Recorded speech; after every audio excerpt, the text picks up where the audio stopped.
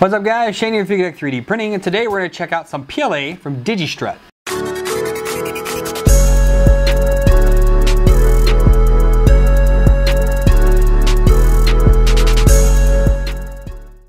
Welcome back guys. I said we have Digistrut PLA here. I got with them on Amazon, and they said they would send me a roll to try out. It was one of the cheaper ones, that's why I wanted to say, hey, would you mind sending me a roll? And see what it is. Alright, so right here on top we've got a card. Need smaller mounting hole. Visit pinshape.com and search for Digistrut to download a 3D printable insert. Whoa, I can see why. So a little card here. Here's the roll. Look at the massive hole in the middle for that. I personally don't care for the way that my printers are. Some people actually run these on a threaded rod with bearings and all that. I find that the spool unwinds too quickly for me, and especially with a lot of retractions, and you need to, do something to get over that. I don't like that, so that's why it doesn't matter to me that it's a big spool. But holy cow, there's a lot less in there. I guess they cheap out because they don't have so much in the middle. Very interesting. Silica pack in there, and yeah, I mean, I can fit my whole arm through there. That is crazy. So one side is unmarked, the other side, it's just, it's a sticker on the back of that. Digistrut 3D printer filament, PLA 1.75 millimeters. Temperature 180 to 210. It's a kilogram. The accuracy is plus or minus 0.03, so that's not too bad. And the RHOS sticker down here, again, tells you the temperature, it's PLA and all that jazz. So I did post on my social media that I was going to be reviewing this. And a lot of people said to be careful with this filament unspooling, because look how close. Here's the top of the spool, and it is maybe 8 millimeters from where the filament is to the edge of the spool. So I can see how people say to be careful when you first start printing this, that it might jump off with a lot of retractions simply because of the way that the spool is designed. The spool is very, very flexible and weak. As you can see, I can pull that out. I probably could snap it if I pull any harder. So it's very thin, very weak. The wind does look good, even from the side and from the top. It does look like a very decent wind. Doesn't overlap too much. There's a couple spots here and there, but that's kind of expected at the end of a roll. I'm kind of interested to see how, once we get halfway through, how the wind is inside of there.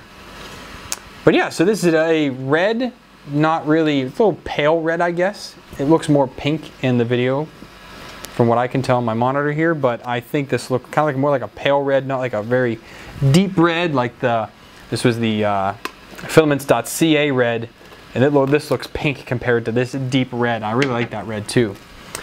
Anyways, enough about all that. Let's throw this on a printer and see how all of this turns out.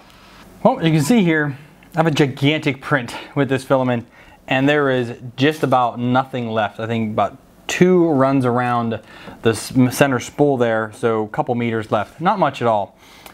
I printed out my coin, which we'll look at, and then I printed out this cat just because I had it. Then I printed out the top half of this hammer. So this is Thor's Gladiator hammer from Thor 3 Ragnarok, and I mean, it's almost my wingspan, and tall, I mean, it's way off the screen. I didn't expect this to actually take so much filament when I originally did the calculations, or this definitely isn't a kilogram.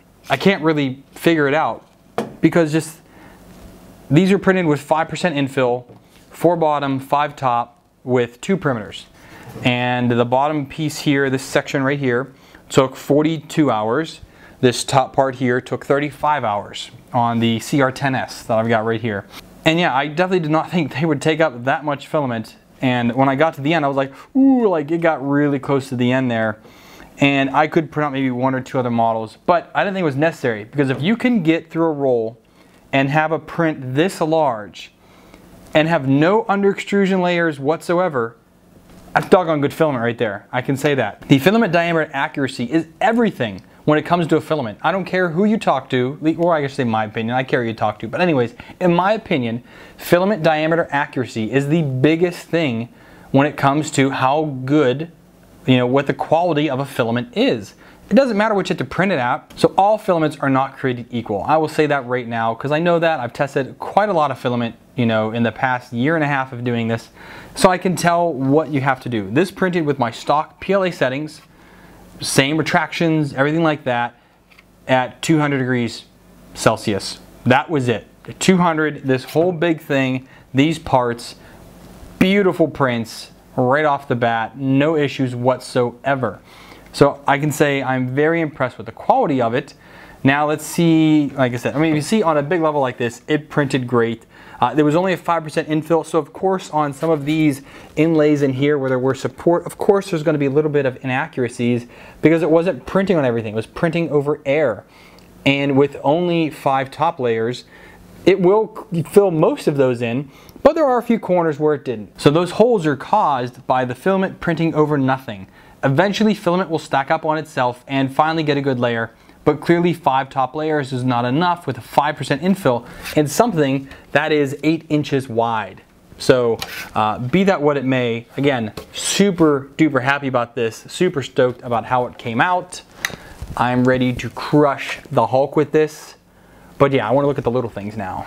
Okay, first I said is my maker coin, which I love printing on everything because it gives me a great ballpark, you know, a great test on how all filaments perform.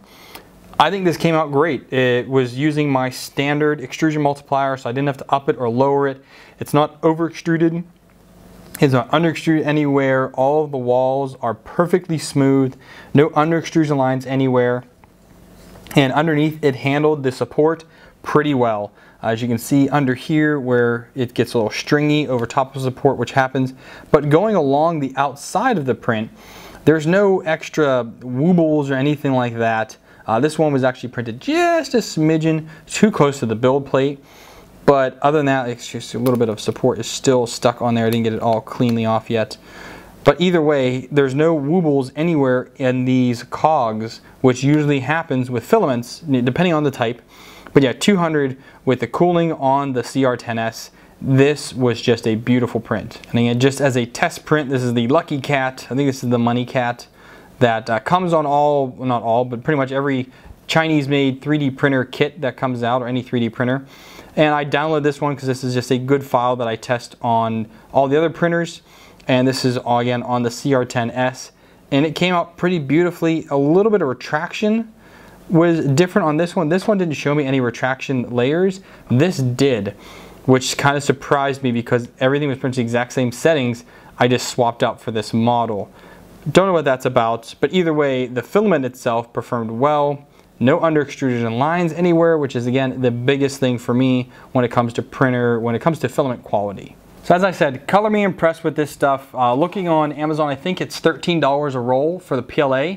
That's a steal for a good quality PLA. Again, if you need to print big props like this, and you're gonna end up sanding it, doing a fill on it, and you're gonna paint it, you wanna get pretty much the cheapest quality filament you can find so that you have to do less Bondo fill, and there's not gonna be too many ripples in it, and it's gonna have good clean layers. That's printer and filament, but I would say filament is about 15% of your print quality.